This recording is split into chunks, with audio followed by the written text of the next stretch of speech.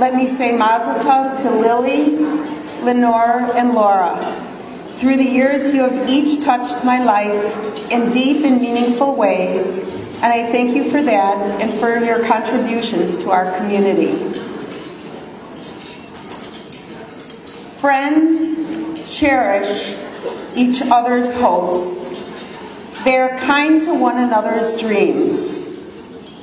By this definition of friendship, offered by Henry David Thoreau, each of us in this room today can count Lynn Cromer as a friend. For one of her greatest gifts as a person is to support and encourage others as they dream big and accomplish great feats.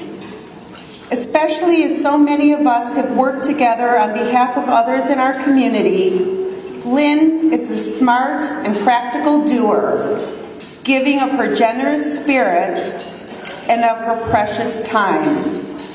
Always, always saying yes.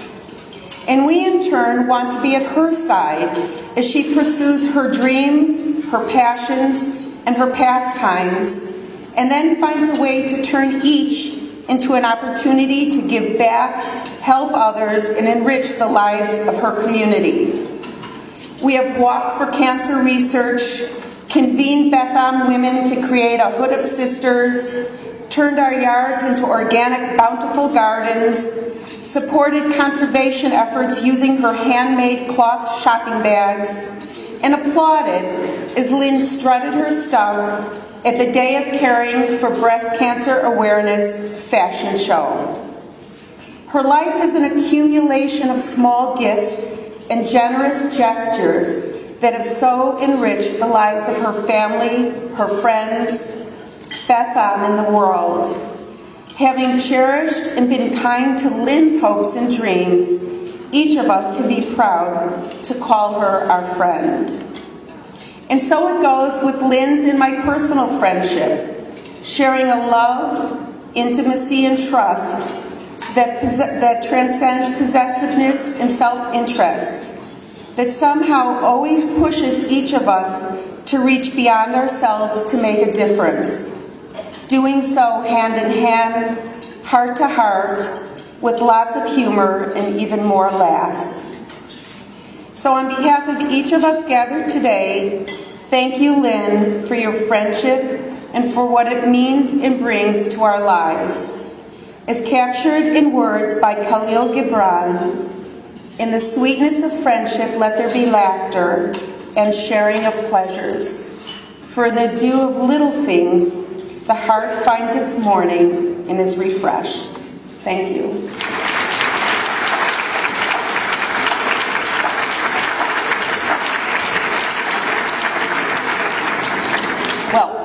I kind of feel like David Letterman when he was selected for the Kennedy Honors earlier this year.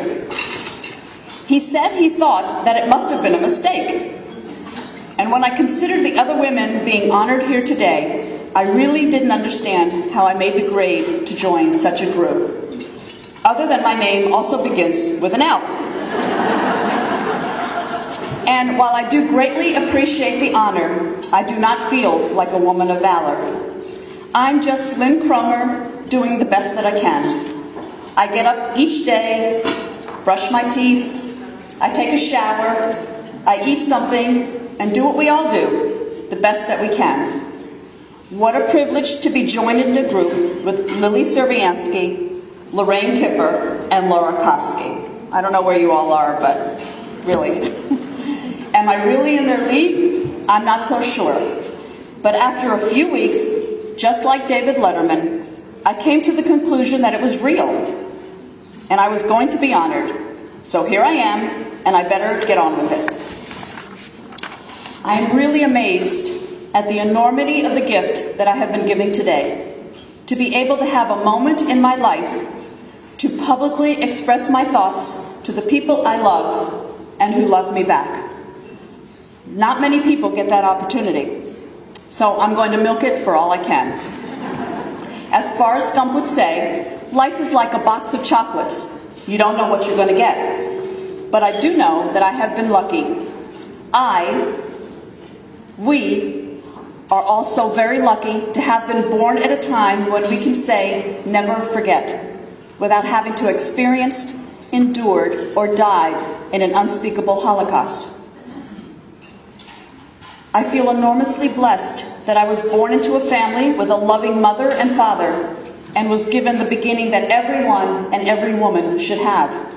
I'm so happy that my mother Rocky and my brother Mitchell are here today, along with many other family and friends.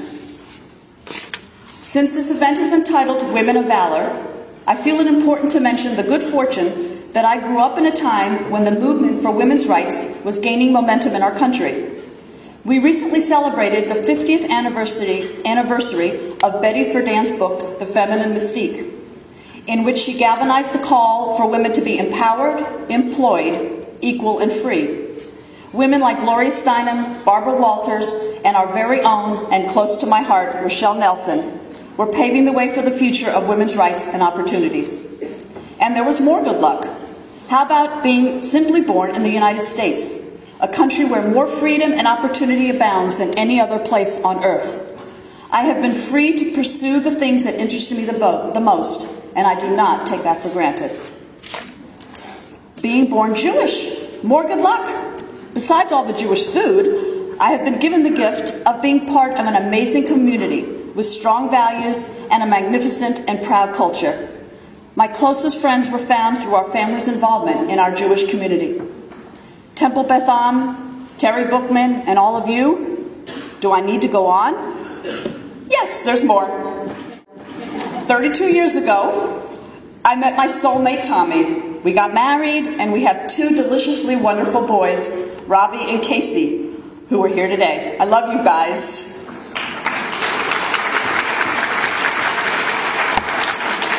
So, I've been thinking about what I'm really going to say today. I'm not a public speaker. I'm much more of a doer. But I can tell you a few things that make up my philosophy. I believe in being positive and moving on with life, no matter the obstacle. Life is good. This is my mantra, and so far, so good. And for the past several years, this has served me well. Most of you know that I am living with advanced breast cancer. I'm not going to tell you that I don't wish that I didn't have this disease. I would love to be able to have a clean bill of health, but that is not in my picture, and this is my new normal. And more, people are able to lead productive lives with advanced cancer. Here I am.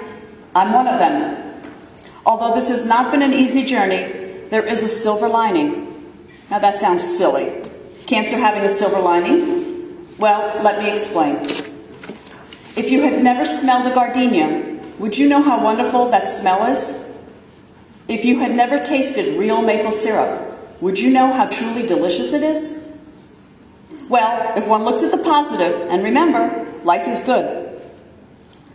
If I never had cancer, would I know how precious, truly precious, is each day, each hour, each and every minute? I can tell you that I have seen beauty and wonder that I would never have known without having to face my own mortality. The tastes are better. Relationships mean more. A cool day is crisper and cooler. A walk is more appreciated. A day with a friend isn't just nice. It's cherished. My senses are emboldened. My thoughts are deepened. My appreciation is intensified. Yes, there is a positive side to cancer. I do see it. And life is good. We all have something to add.